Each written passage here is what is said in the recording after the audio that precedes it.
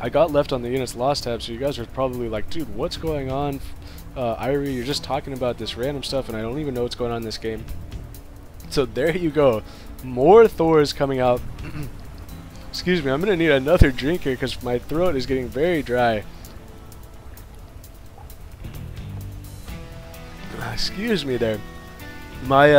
This is the 5th game in a row that I have cast, so that is a lot of talking, especially when you are in this Irie state of mind. That is my life.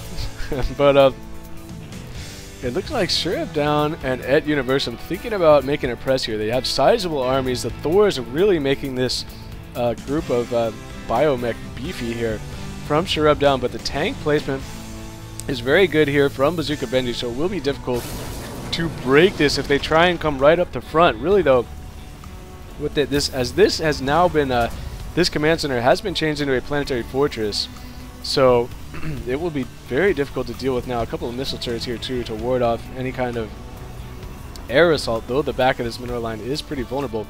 I'm not sure how much he needs to worry about that though, because I have not seen actually aeonblue. He does have Mutalisk on the field himself, not using those to harass just yet.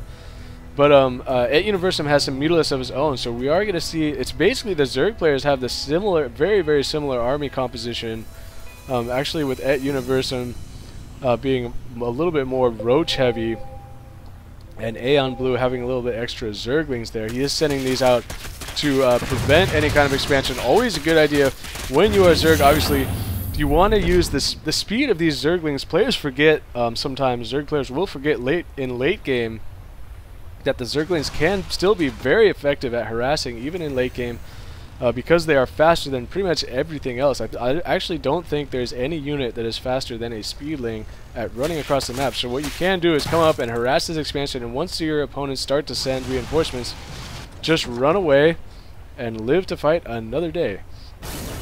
So BazookaBenji telling his partner to back up to the cover of these siege tanks, worried that there is going to be a major press right now. I have a feeling that we are going to see a major engagement because the army sizes are starting to reach critical mass, at least for the 2 Terran players here. CherubDown already at 187 over 196, so he is just about at critical mass. Let's check the upgrades. He doesn't have any mech upgrades or bio upgrades, so that could come in a major play here. These Zerglings trying to run around the top. I'm not sure if they're going to try and get a surround or just distract these units here, as now CherubDown is taking out some creep. These tanks here, though, placed this tank very nicely placed right there. And I'm wondering if ettuniversum and CherubDown are thinking about this. See, BazookaBenji right there using a scan of his own to get the extra range. The siege tanks cannot see far enough because the creep was sent back. This creep tumor, though, still is intact, and they are going to be pressing this front. It looks like a bad idea because there's a bunch of tanks up here, though. The tanks do quickly get taken out. BazookaBenji does have a bunch of Thors of his own. aeonblue needs to be using these roaches in this battle. They are getting set up to the front. The Marines is fairly even exchange by the Terran players right now. CherubDown with a slightly larger army.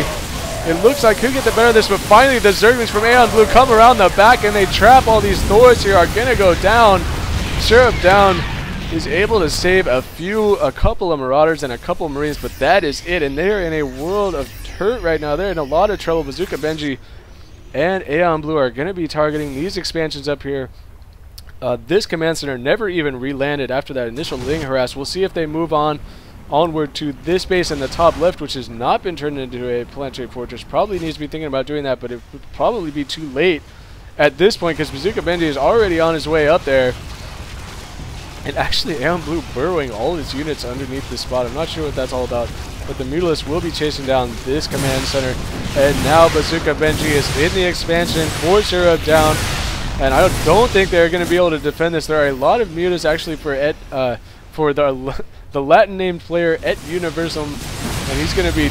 This is a mistake right here as these Thors. Oh, the Mutalisk getting grouped up right there, and the Thor's splash damage is just tearing them up. So a wasted attack right there by ettuniversum. Look at the Mutalisk. All are going to die except for one, and now the Mutalisk for aeonblue just cleaning up that last one there. So those Mutalisks desperately trying to save that expansion should have definitely conceded that base instead of flying up there into the onslaught of Thors. And I know a lot of you, maybe some of you don't know about this because you haven't been as addicted to these replays and stuff as I have. I've been watching tons of replays for a while now. A lot of broadcasts from like Husky and HD. But the magic box trick on the mutas, maybe I'll have a second to talk about that here, as BazookaBenji and aeonblue are now going to try and secure the middle high yield expansions, it looks like, as CherubDown coming up to make sure that BazookaBenji doesn't do any shenanigans expansions in the back of their side. And so yeah, the Mutalisk, if you've heard people say this or use this before, the term the magic box trick, and those of you who know what it is, feel free to look away or turn on the TV for the next 20 seconds while I explain what that is. The Mutalisk, what you can do, because the Thors and some other units like Archons can do a lot of splash damage to those Mutalisks, but the splash damage radius is not very large. So what happens is when you move your Mutalisk and you tell them to attack a Thor, for example, what they'll do is they'll run in here and they'll all get clumped up on top of each other trying to shoot the Thor, and one shot from the Thor will do damage on every single Mutalisk that's in that tiny little area. So when players say the magic box tricks for the Mutalisk, what they are actually talking about is selecting your entire group of Mutalisks and you just move them to another location without doing attack. You just move them next to the Thor, and then once they get there, you can either use H to hold position or just refrain from telling them to do anything else. Just move them over the Thor and stop and let them fight on their own. And then the Mutalisks will start taking stuff, they will keep spread out enough. See, the distance that they are from each other right now is far enough apart where Thor's splash damage will not stack. It will not hit other ones. If a Thor shot this one right here, it wouldn't hit any other Mutalisk because they are just far enough. That's because the splash damage is so, the splash area damage is so small. So what you want to do with those Mutalisks, if you are going to engage Thors, is just move them. Don't attack, move them. Just move them over the Thors and let them shoot away. You will minimize the damage taken from the splash. And Thors, when the splash damage is not considered, they really are not that effective against air units because the attack speed is so slow against the air units. You see weapon speed 3, that's a very slow attack speed, so the Mutalisk will get the better of them if you have enough. So that's enough about the magic box trick. Actually, maybe one more thing about it, as these SCVs are going to be quickly realizing that there's a lot of trouble going on right now. I forgot to switch back to the production tab. I'm so sorry, you guys. We see a Ghost Academy, actually 2 Ghost Academies for BazookaBenji. I'm wondering, and aeonblue, it looks like almost just toying with the opponent at this point. Watch this as he clicks up there. He's going to unburrow these roaches and just destroy this SCV and command center as soon as these SCVs make it up here. But yeah, the last thing about that magic box trick is that is that once they are in position over the Thor, I believe you can actually tell them to attack it, and as long as they are within range, they won't reclump. So something to keep in mind there. Anyway, enough about that.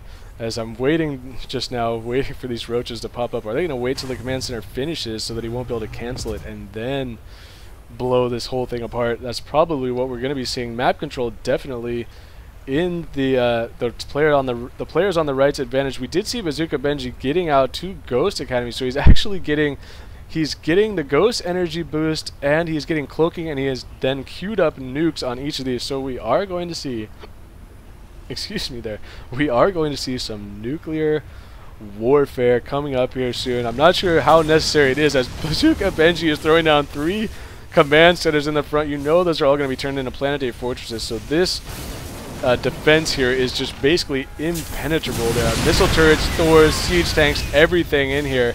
And CherubDown has definitely remacroed his army nicely. He has a huge army here. And there are a bunch of corruptors on the field for ettuniversum, so we will see. Maybe he is going to be trying to get some broodlords out, as that would be a very effective army composition against this defense. Would be some broodlords. Would make a big difference right now against this, depending on how the Thors and turrets would be able to fight back, because there are no Vikings, I don't think, on the field. Though these 2 nuclear missiles are almost finished now for BazookaBenji. So does he have any ghosts down in here? Where are the ghosts? That is going to play a little game of Where's Waldo, which is find the ghosts. So where are BazookaBenji's ghosts? Let's check to see the units tab. Actually, are there any ghosts on the field yet, so that I don't start searching for something that's not there. But there is a battle going to be going on here right now, and CherubDown getting caught a little bit out of position. These siege tanks have started to creep forward and sieged up here on the high ground. But the Corruptors for ettuniversum caught out of position. The Thors are just tearing up these Corruptors right now. BazookaBenji is continuing to press with this ball of Marauders that he has. There are siege tanks in the back, but they are a bit out of range as CherubDown has pulled back and is defending this front pretty nicely here. Maybe he should think about, trying to pull back. Don't want to try and engage these siege tanks. Excuse me there. Don't want to engage these siege tanks just yet until he is ready. But aeonblue, though, is bringing his units down from the top. He has a bunch of banelings and a bunch of burrowed roaches down here.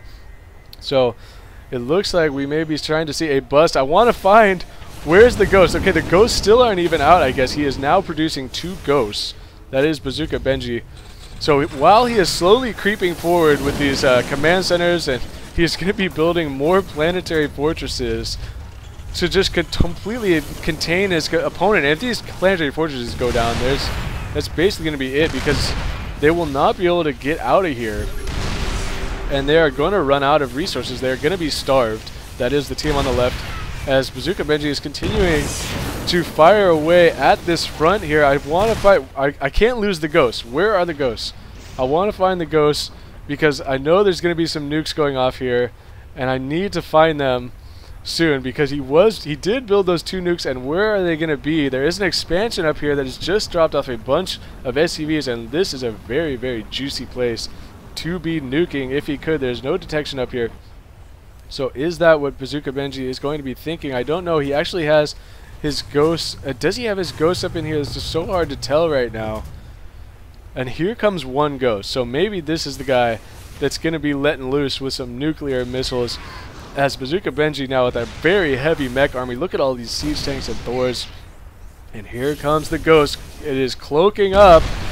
So are we going to be seeing a nuclear missile right on the front here? We do see a scan going off, and the ghost is in position. The nuke is on the way. This Thor looks like it's going to be holding off the units. I'm not sure if does CherubDown realize there are nukes going off right now. He needs to get out of there before the nuke lands just in time. It looks like he's going to pull out, though some of his units are not out of range. A couple of Thors taking some damage, but that entire front just got blown up by that nuclear missile. It did not do a lot of damage to the army of CherubDown, but now CherubDown lifting off his army. What is he going to do with this? He's got to be careful. There are a bunch of Thors in here that could easily wipe out these medevacs. What is he going to do with these? Trying to think maybe he could drop in the back or something. Actually, he is now forced to retreat to ettuniversum's base, because I didn't even realize that aeonblue has a bunch of mutalisks in the base. He lifts his units up, brings them up to the high ground here to ward those mutalisks back. He's going to be doing as much damage as he can to this planetary fortress, which is trying to go down at his front. And if I'm CherubDown right now, I'm banging my head on the keyboard. I'm completely walled in right now. He is actually going to call GG, as the tanks for BazookaBenji, so many tanks sieging up in the front.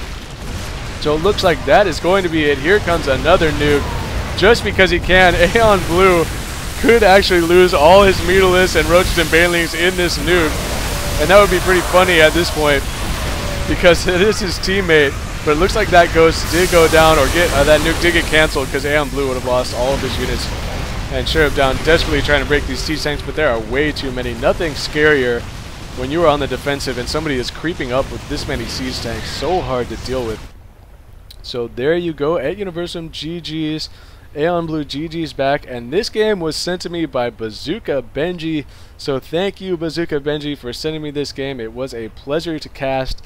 And that is going to be it for me. This is Irie StarCraft, and peace out.